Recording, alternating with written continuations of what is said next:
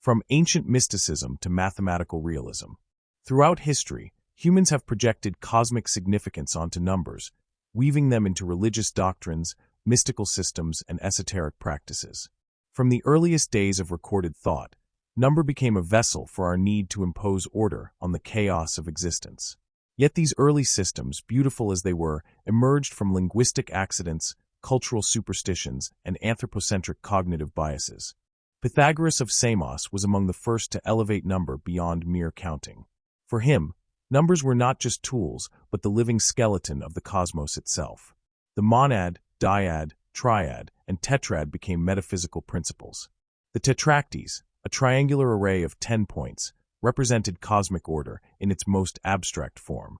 Yet even in Pythagorean thought, we see the early contamination of number with anthropomorphic narrative, assigning subjective qualities to specific integers without ontological justification. Hebrew gematria pushed numerology further into the linguistic trap. By mapping letters to numbers, gematria practitioners saw hidden meanings and prophecies in the numerical sums of words and sentences. The Torah became not just sacred text, but a numeric puzzle. But these numeric correspondences were only meaningful within the arbitrary phonetic and orthographic constraints of the Hebrew language. Change the language, and the numeric messages vanish. Chinese numerology, too, reveals this same anthropocentric fallacy. Numbers became good or bad omens based on phonetic coincidences. 8, sounding like prosperity, became lucky. 4, sounding like death, became cursed. These beliefs shaped urban planning, business decisions, and social customs across centuries. But these meanings hold no mathematical necessity, only cultural contingency. In the modern era, numerology has metastasized into a commercialized pseudo-spiritual industry. Life path numbers, calculated by summing digits from birth dates, claim to reveal cosmic truths about personality and destiny. The methodology relies on decimal positional notation and the Gregorian calendar, both arbitrary human constructs. Switch to octal, hexadecimal, or a non-Gregorian calendar, and the entire calculation collapses into incoherence. Even towering intellectuals like Isaac Newton were not immune. Despite revolutionizing physics and mathematics, Newton wasted years deciphering apocalyptic dates from the Bible, driven by numerological misinterpretations of scriptural numbers. The tragedy is not just in Newton's obsession, but in the opportunity cost. Hours that could have deepened calculus or advanced optics were lost to the pursuit of numerological ghosts. Traditional numerology persists because it feeds apophenia, the human tendency to see patterns in randomness. It offers psychological comfort in an indifferent universe. But comfort without truth is a fragile refuge. But mathematical realism forces a brutal clarity. Numbers exist independently of human cognition, culture, or language. Their properties remain constant across all logically possible universes. The number 7 does not care about your name or your birthday. The emergence of mathematical meditation practices. True numerological significance must rest on ontological invariance. Numbers like 0, 1, pi, e, phi, and I are sacred, not because of human belief, but because of their structural necessity within the fabric of mathematical reality. These constants appear again and again, not as artifacts of human projection, but as intrinsic properties of any coherent universe.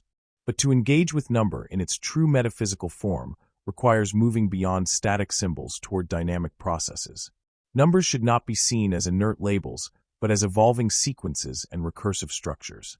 Consciousness itself is not a passive observer of number, but a participant in numerical recursion. This recognition has given birth to new forms of mathematical meditation that abandon symbolic interpretation in favor of direct cognitive engagement with numerical structures. Prime meditation, cognitive alignment through irreducibility. The practice of prime meditation represents a fundamental departure from traditional numerological thinking. Rather than assigning arbitrary meanings to numbers, practitioners engage directly with the ontological properties of prime numbers. Their irreducibility, their unpredictable distribution, their role as the atomic building blocks of all integers. In prime counting meditation, practitioners slowly enumerate each prime number up to increasingly large bounds. not seeking symbolic meaning, but allowing their consciousness to entrain to the irregular yet deterministic rhythm of prime distribution. Each prime becomes a pulse in the cosmic rhythm, not because of human projection, but because primes genuinely represent the most fundamental structural units of arithmetic reality. This practice stabilizes attention through what we might call ontological irreducibility. The mind learns to rest in mathematical objects that cannot be decomposed further, that resist reduction to simpler components. Unlike traditional mantras based on cultural or linguistic associations, prime numbers offer a truly universal foundation for meditative focus, their properties remaining constant across all possible mathematical universes. Transcendental digit immersion, consciousness, and infinite complexity. Perhaps the most profound development in mathematical meditation involves direct engagement with transcendental constants, numbers whose decimal expansions never repeat and never terminate. The practice of reciting the digits of pi, e, or phi represents a radical departure from symbolic numerology toward what we might call informational mysticism. When practitioners slowly recite the first 1,000 digits of pi, they are not seeking hidden messages or prophetic meanings. Instead, they are aligning their consciousness with infinite, non-repeating structures. Each digit emerges from a deterministic mathematical process, yet remains fundamentally unpredictable. This creates a unique cognitive state, simultaneously ordered and chaotic, predictable and surprising. The meditation on pi's digits induces what researchers call cognitive tolerance for unpredictability.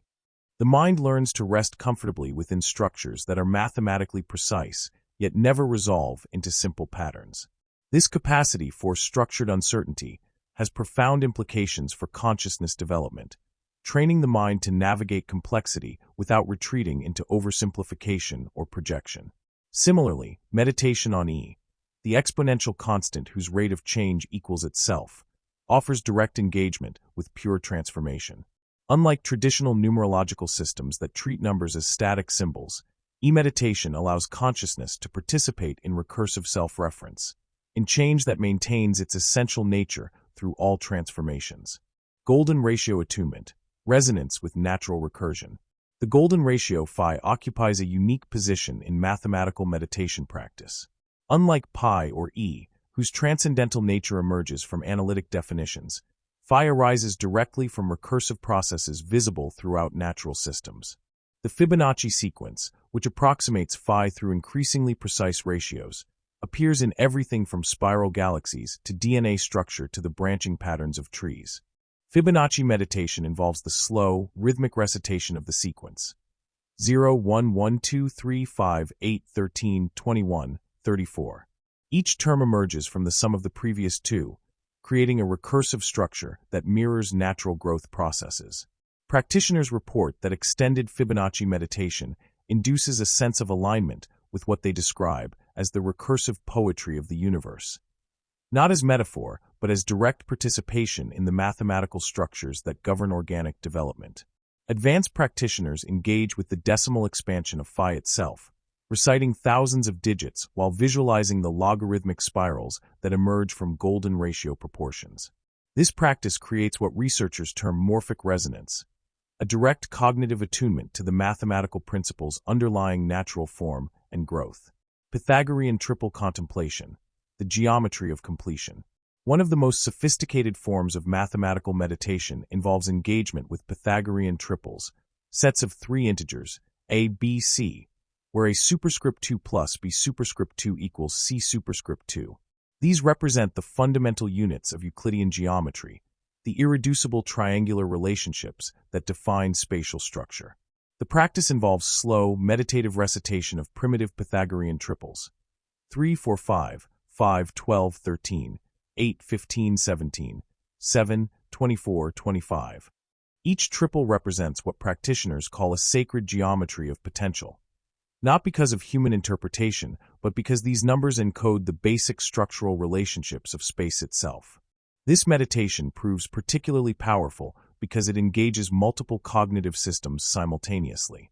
The practitioner must hold three numbers in awareness while contemplating their geometric relationship, creating complex cognitive feedback loops.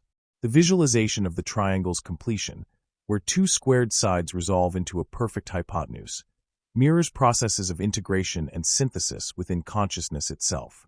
Square and cubic progression, dimensional expansion of awareness. Mathematical meditation extends beyond linear counting toward what practitioners call dimensional expansion practices.